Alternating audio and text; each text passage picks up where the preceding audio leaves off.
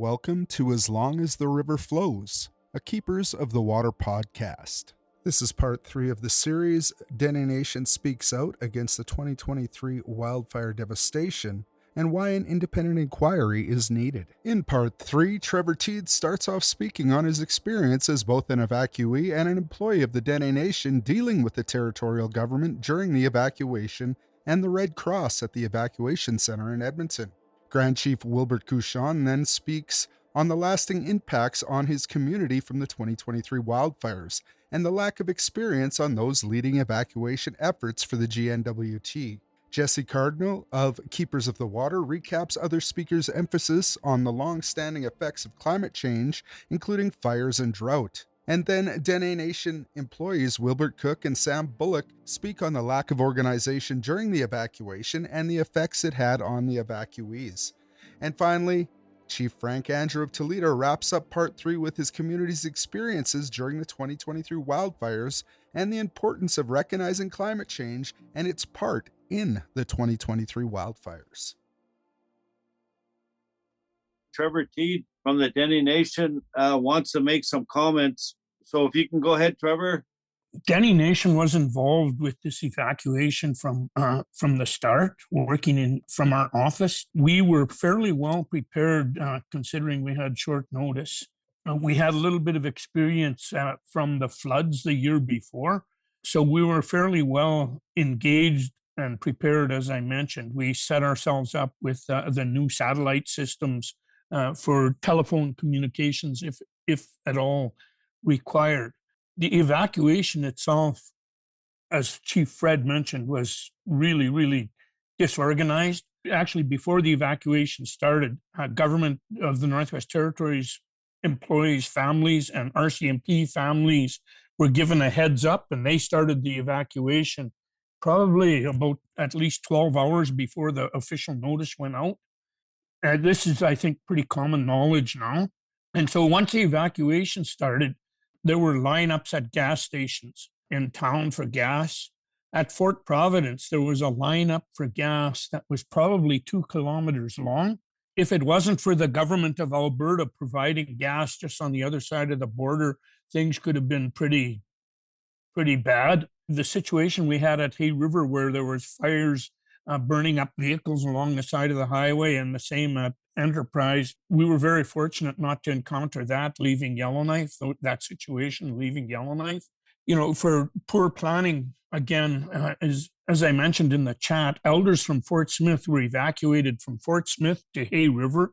Then Hay River was evacuated to Yellowknife, and then Yellowknife was evacuated south, probably to Edmonton. So those unfortunate elders that were in long care term hospitalization, they were bounced around quite a bit, and it must have been pretty stressful on them. When the evacuation itself got people to Alberta, families were spread out. Like in our own family, my wife and I were in Fort Saskatchewan. Our daughter and her daughter were in Edmonton. My son and his family were in Grand Prairie. My sister and her family were in Red Deer. People were scattered all over the place. Some of the smaller locales, the Red Cross seemed to do a fairly good job. In Edmonton, it was not good at all. The Red Cross was so disorganized because there were so many people. I think there was 10,000 hotel rooms or something that were taken up in Edmonton, so they had a hard time finding places to put people. I know the elders from YKDFN were sent to Calgary. Some of them didn't even have a suitcase with any clothing in it, and some of them never ate for 2 days while they were at the Calgary airport, hotels at the Calgary airport. They were given food vouchers, but they had no way to go into the city to exercise those food vouchers. So YKDFN chartered a bus from Edmonton and went to Calgary, picked up the elders and brought them back to Edmonton. And still there were other issues, like if they needed food vouchers or things, they had to go from where they were staying at the River Cree Hotel, most of them, to the evacuation center downtown Edmonton to get those vouchers. They couldn't go. They had no way to get there. A lot of the elders didn't understand English properly. They had no money for taxis or buses. All that was not good. It was poorly handled between the government of the Northwest Territories and the Red Cross. And I agree with Fred. Chief Fred when he talked about, the onus was on the Minister of ECC, Shane Thompson, to make sure things were adequately done. He went on the air on television and announced that GNWT required no federal assistance. They needed no help at all. 12 hours later, he was on the radio pleading for help from the government of Canada and the military. So there was a lot of things, in my opinion, that could have been handled better. We were fortunate enough that we didn't really lose any lives in our group, although, as I understand it, at least 4 people died during this process. 1 died at the Yellowknife Airport, and 1 died at the evacuation center in Edmonton, and 2 died in hospital. That's my understanding. So there were deaths involved in the evacuation. I don't know. I think the GNWT is probably, with respect to an inquiry, I'm glad we're looking at federal money, because GNWT is probably going to say, if we hold an inquiry, they'll have to take the money from this year's emergency response budget to hold the inquiry. So, in other words, they wouldn't be able to apply proper funding to potential floods this spring or more wildfires. So there's a lot, I think, that we have to consider, and there's a lot that has to be fixed before the fire season and flood season hits again. I'll leave it at that. Thanks. Thank you. That was Trevor Teed with the Dene Nation. So any of our other chiefs that are on, or their representatives, did you want to add any comment on why you would like to see an independent inquiry happen, or share some of your experiences with the 2023 fire? This is Grand Chief Cushon. This is Grand Chief Wilbert Cushon. Yeah. Let's see. I think the fire did really affect everybody. Even though we're at other smaller communities, really affected everything. The planes, all the food, everything was shut down, and we're not even aware of the evacuation. That we thought it had no effect on us, but it did. The film shut down and mail shut down. We're still feeling the impacts of that right now. And that's been how many months now? But all those things should have been planned with the indigenous governments and chiefs, all the smaller communities, before they even do stuff like this again. Because a lot of times we have a lot of experience in fires, and it seems like young people are running things, and that's not very good to see. And you can see all the devastation that happened.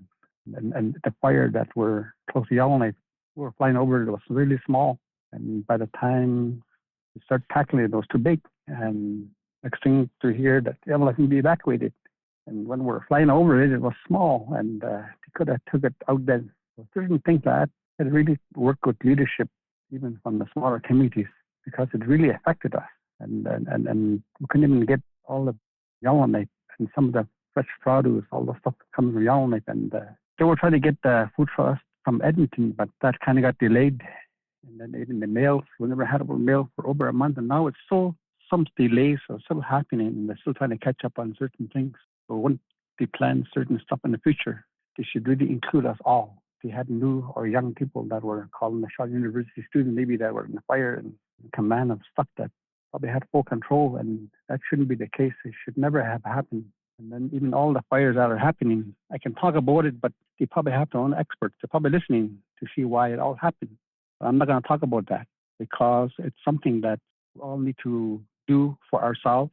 We all need to take care of our land, and the water right now, the water is draining up. There's a reason for it. Right now, when you're traveling the highway, a lot of devastation. There's a lot more going to happen this spring.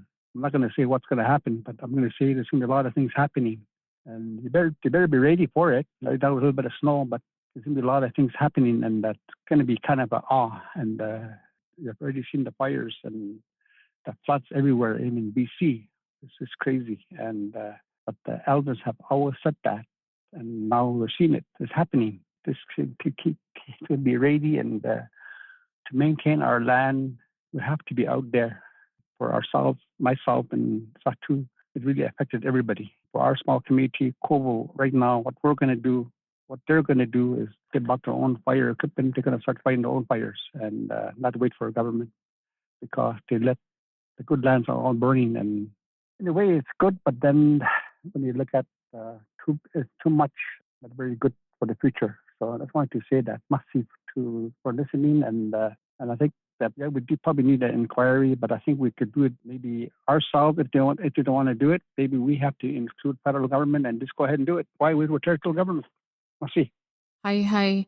And yes, both the territorial government and the federal government are liable in this because they have the policies in place because Elder Francois, he talked about climate change. And, one of the contributors to climate change are the massive amounts of industry. And right now there's policies and legislations in place in Alberta, in the territorial government of Northwest Territories, and federal policy and legislation, which are allowing massive amounts of water to be withdrawn. And we are in a drought right now. We're in a drought in Alberta. Northwest Territories is seeing a drought. And so this is a critical time because what's happening is these companies in agriculture are still being allowed to withdraw massive amounts of water. The water levels are at least half of what they normally are. In some places, they're even less than that. And because of these policies and they're being allowed to withdraw all of this water, it's drying out the land. So now we're getting into fire season. We're already hearing we're in the month of March. There's already fires popping up. And so these fires are getting hotter. They're moving faster. They're devastating more. And so we need the federal government and the territorial government to step up, pay for an inquiry, and look into the things that these elders and elected chiefs are talking about. First of all, what is causing these fires? How big are they? The damages that they've caused? How was all of this handled? We're being told today families were being shipped as far as Manitoba, that families were being split up. All of the trauma that comes with this. We hear from the residential school survivors and our Mushums and Cookums how children got sent hundreds of kilometers from their families. So there's a whole other layer of trauma that was added to how that piece was handled. And then plans moving forward. And that needs to happen quickly. So the Dene Nation did send this letter to the commissioner and they want this to be quickly. If there's any other leaders that are on the line, and Bill, you wanted to say something. I wanted to ask Wilbert Cook, much like Trevor works with Dene Nation, and Wilbert, I believe, was at the evacuation center in Edmonton, probably the biggest place where most people went. Hi, good morning. Thank you. A lot of very, very true facts were let out. At the evacuation center, I was there every day, and it was chaos. You had our people, our elders, families with young children. There were thousands of people there, and they were just pushed aside. So what was done, collaboration with other First Nations, the Dene Nation went and got rooms for a lot of them, a lot of the elders, families with children. Trevor was very, very busy also with helping the YKDFN elders. What was really disheartening to see was after a few days, I was there early in the morning, only in the morning when there was hardly anybody around because people didn't have the means to go to the evacuation center on their own to eat. So there's very little people. And who shows up but an entourage from the GNWT? Some of the MLAs, including the Premier, showed up and there was nobody around. It was actually quite chaotic there. A lot of the team members were really busy seeing to it that a lot of our families, our friends, they were all properly taken care of. I thank the team members who played a vital role in all of that. And, when all is said and done, a lot could have been done better. We did the best we can with the resources we had. A lot of us spent 13, 14-hour days there. The GNWT really dropped the ball. Red Cross did what they can, but really strongly believe a lot more could have been done for our people. It was devastating. It was heartbreaking, heart-wrenching to see the faces and the tears of people there. Should that happen again this year, guaranteed I will be there to help and assist, as well as Trevor and the rest of the team will be there to help and assist us the best way they can. Masi. Thank you. And Trevor, we'll turn it over to you. Yeah, just a couple follow-up comments with what Wilbert said about the disorganization. That's, that was pretty common. And the stress on the Dene Nation staff that were there was also bad. I have to say, I know Chief Fred didn't mention this when he talked, but I'll address it a little bit. In Denendeh, and probably in most Indigenous communities across the country, it's not uncommon for one family to have married children living with them and even grandchildren living with them. So you have multiple families in one residence. The Red Cross could not understand that. So when people applied for hotel rooms, If they gave the same address as their grandparents or their parents, they were denied a room because that residence already had a room. We spent days talking to Red Cross saying, look, we have a home with multiple families in it, and you can't fit them all into one hotel room. I know Chief Fred, for example, was sleeping on the floor in the hotel room because he had so many people in his hotel room. A lot of the disorganization and problems that we encountered could be fixed with meeting with the Red Cross, the GNWT, and the federal government to straighten out things and just make them understand that Indigenous communities, when they evacuate, have different needs than non-Indigenous communities where they don't have multiple families in one home. Thanks. Thank you. We also have Sam Bullock, Dene Nation staff, that wants to make some comments. Go ahead, Sam Bullock. Masi, for this opportunity, and I just want to thank everyone for their input coming from the meeting. I just want to start by mentioning that since spring of 2021, in the floods at Jean Marie and Simpson, I've been note taker and I track action items to help keep meetings on track, accountable, and effective. I just want to add that during the evacuation, since August 18th through to the late September, that the Dene Nation staff were all working daily. The many observed missteps that were as a result of basically government inaction, and that even now, today, we continue to prepare ourselves for what might come this summer. It won't be the dark summer of 23. So I just wanted to, we're at our desks. We continue to try to advocate, support, and assist any way possible. Masi. Thank you, Sam. And just for the community members listening in, the way this one is set up is for the leadership to speak. There will be future forums set up. We're hoping through the inquiry that will also set up the ability to have community forums, because that's the whole point, is they want to hear, as one of the chiefs said, I think it was Chief Fred Sangres, wants to hear from everyone. Everyone needs to have a say in how this fire was handled, even the children. So I'm going to pass it over. Does anybody else who wasn't on the panel, would you guys like to speak? Good morning, Chief Frank Andrew here from Toledo. You hear me, Bill? Yes, go ahead, Chief. I just want to touch on a few things here that happened in the past year, and also back in 1995. Back in 1995, we had a similar fire, but it started by the coal seam that time, and that time the evacuation happened here in Toledo, but that time we were fighting fire at that time. So we were out on training when all this took place. So they evacuated everybody to Norman Wells at that time, right away. No questions asked that time. So they went to Dettah after that because the fire went past Toledo, so to Norman Wells. So they evacuated everybody else that was evacuated to Norman Wells, all evacuated to Dettah again. And after that, they came back home. But those years are gone by, but those years were just about the same thing as, but I think that everything didn't change at that time as much as it did that this past year, because this past year was a lot of fire here in Toledo.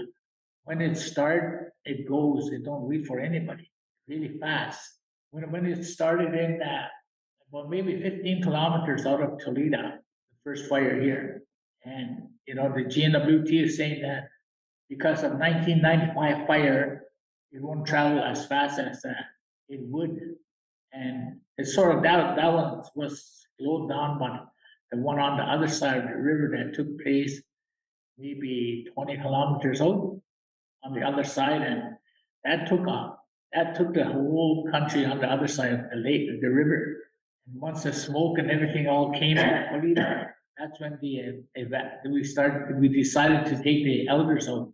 So we had to charter our own plane because government won't do it. So whatever money we had to charter a plane for the elders to Dettah. And then so they started helping out with that. The Hammond put another charter for some more people to go out. Everything was done through Toledo at that time, but it wasn't really any government help that time. because we had to declare emergency before they could step in as backup people. So we didn't declare emergency, so they didn't step in on this part. So we had to do everything ourselves. I don't think we got anything back from them. Hopefully that could happen when you work with the federal government, because I think all this information was passed on to us at an early age from the elders, that they used to speak about how the fire and climate change is going to happen in the north. Just listening to some of the leadership down in Manitoba talking about the climate change, how they didn't listen to their elders, and now that all the weather has changed and they have winter roads, that they're declaring emergency because there will be no winter road down there. And one of the elders was saying there, listening to him saying that, we heard the people in the north talking about climate change, but we didn't listen, he said. We have to listen, he said. And the other thing I think about here, because of the way everybody's talking about how the evacuation happened with the road, we don't have that here in Sweden. We have only maybe 1900s can come here with that. When they take all the people, they won't have full load because our airstrip is short. So if they have to take people from here, they're only allowed to take 12 people at a time, because of it has to be 5,000, I think, but ours is only 2,300 or something. We're short maybe about 500. So we don't have no roads. So we won't be like you guys when we get stuck. Then we're stuck here in the corner. Not everybody has boats. So some of the people that has boats, they really get ready for everything. But I think about those people, because what we're going to do with them if a plane couldn't land and anything else, So something to think about in the future, because for the people that's living in the Mackenzie Valley that has no winter road, won't have a traveling system as good as you guys have over there with the roads. But for us, we were talking about road, but it won't be built for a long time, I think, yet. So I don't know what's the plan for today, but next year hopefully things are different, because as David touched on the fire that took all the land from us. That's true. In the years before, long ago, when I was a young kid, my father, they used to fight fire way across. I used to look at the boat way across there, and I said, tell my mom, is that a real fire? And my mom said, yeah, that's where your dad they are. That's way out in the mountain from here to Lida. You could see that. And they used to fight fire that far way back then, but now they don't do that. So, and the other thing I think about is the water, the Mackenzie River itself. Last year, it seemed like there was a lot of water, but the barges, they couldn't go, so all the buoys in the river stayed there. I guess they're still there, or the ice took them out. I'm not sure. Goes over with it like that. But I don't know if the dam that they talk about in BC have all the water on us. I'm not too sure, but I'm thinking that because when they built Bennett Dam back in the early '60s, there was a lot of water before that here in Mackenzie Valley, Mackenzie River. And back in when they talk about Site C, I think they built that one now, and the water's much lower. So I wonder if they could give us some water back. That's just a thought. Let's see. That was Chief Frank Andrew. Thank you for listening, and thank you to all the contributors of this episode. If you'd like to hear the full webinar, visit the Keepers of the Water Facebook page or our YouTube channel. If you'd like to donate to the cause or find out more about Keepers of the Water, you can check out our website at keepersofthewater.ca. And don't forget to download and subscribe to be the first to hear new episodes. Miigwech.